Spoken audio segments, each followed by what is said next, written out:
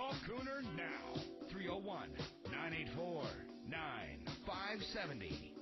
Welcome back to the Cooner Show on 570 WTNT. The last honest man in Washington. Questions, criticisms, comments, news tips. We want to hear from you on the Cooner Show. You can email us at coonertime@live.com. KUHN as in Nancy, ER, time, one word, at live.com. My friends, I've been saying this for years, that Al Gore is the biggest charlatan and fraud there ever was.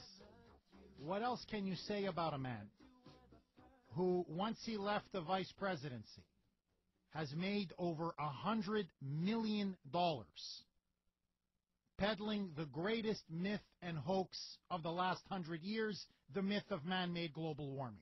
Here he is portraying himself as this environmentalist messiah who is now to save us from melting ice caps, rising sea levels, the extinction of polar bears, massive droughts, the end of the world as we know it.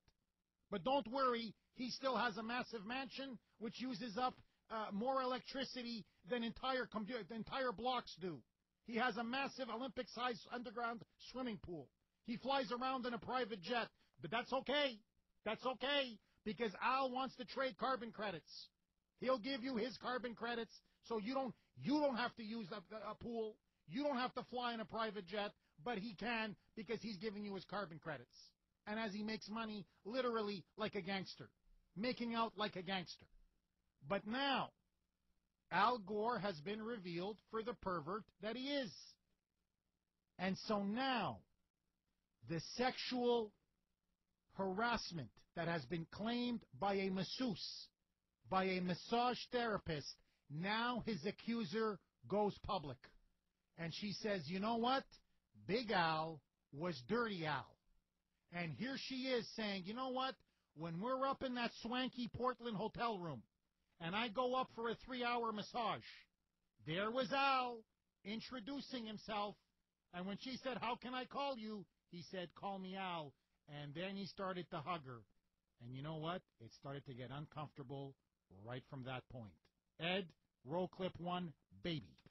I knocked on the door. Al Gore opened the door, and I introduced myself saying, hello, I'm your massage therapist. How shall I call you? He answered, call me Al, with a big smile as he stretched out his arms to wrap me into an embrace as a greeting in the inner entryway of the room as I stepped inside. He was wearing a long-sleeve dress shirt. It was a medium bright blue, I think, open at the collar, and dark pants, which were slacks, I think. The hug went on a bit long, and I was taken just a bit aback by it. If it weren't Al Gore, I would have seriously been questioning the situation right there, because a hug from an unknown male client before the session is a bit odd and unprofessional by typical LMT business standards. You think? You think? If I get a massage, you think I'm going to hug my masseuse? You think? It's a little strange. I think so. But now Al has got a grueling travel schedule, charging $200,000 a speech, being away from his wife Tipper. And you know what? It all seems that tension seems to be in the lower abdomen, upper thigh, almost the genital crotch area. And he needs some help there. And here she is saying, you know what? It started to get a little bizarre where exactly he wanted me to massage. Ed, roll clip 2, baby. He described a grueling travel schedule over the previous week or two, mostly by air, and he said he needed his gluteus, hamstring, quadriceps, and adductors worked on, as well as his abdominal area besides his back and whole body. I inquired if this was due to the long flight hours, and he said yes. I mentally noted that a request for adductor work is a bit unusual. In the massage world, sometimes it is said to possibly, but rarely, be that it's a precursor to inappropriate behavior by male client. You think so, huh? You think so? So now she's really nervous. But now Al starts to moan. And now he tells her, go in for the kill. Ed, roll clip 3, baby. When I began doing the requested abdominal work on him, he became somewhat vocal.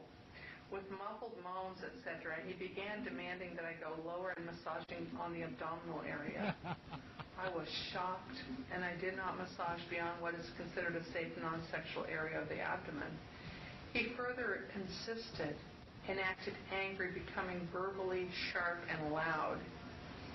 I went into much deeper shock as I realized it appeared he was demanding sexual favors. He was demanding sexual favors. Al, you're a pervert. And your whole green ideology is a perversion, just like you, my friends. Al Gore has been exposed for the pervert, liar, and con man that he is. And we'll be right back tomorrow exposing more of the phony liberals in Washington. My friends, Cooner Country will be back, same time, same place, here on 570 WTNT. May God bless you, and may God bless America.